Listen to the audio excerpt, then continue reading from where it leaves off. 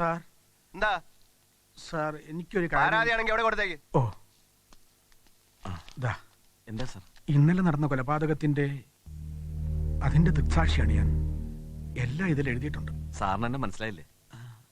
കുഞ്ഞിക്കുട്ടൻ. അതെ sir, Chemmangad U P സ്കൂളിൽ സാറിനെ പഠിപ്പിച്ചിട്ടുണ്ട്. ഉവ്വ്. വരൂ സാർ, നമുക്ക് പുറത്തുനിന്ന് സംസാരിക്കാം. സാർ ഈ കാണിക്കുന്ന ഒരു സാഹസമാണ്.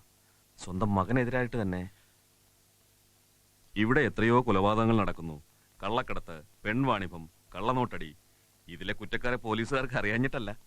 പ്രതികൾ ഭരണകക്ഷിയിൽപ്പെട്ട ആളാണെങ്കിൽ കേസെടുത്തവൻ പെടും. അവന്റെ തൊപ്പി പോവും. ഇല്ലെങ്കിൽ ട്രാൻസ്ഫറോ സസ്പെൻഷനോ ഉറപ്പ്. ഈ കൊലക്കേസ് തന്നെ തുടർന്ന് അന്വേഷിക്കേണ്ട മോളിൽ നിന്നുള്ള ഉത്തരവ്. അതിനെതിരായിട്ട് ഇവിടെ ആരും പ്രവർത്തിക്കില്ല. അതിനിടയിൽ ഈ സാക്ഷിമൊഴിക്ക് എന്താവില്ല? സ്വന്തം മകനായ ശിവദാസനെ സാർ അംഗീകരിക്കുന്നില്ലെങ്കിലും അദ്ദേഹത്തിന്റെ പ്രവൃത്തിയെ ആദരപൂർവ്വം നോക്കിക്കാണുന്ന ആയിരങ്ങളുണ്ട് ഇവിടെ.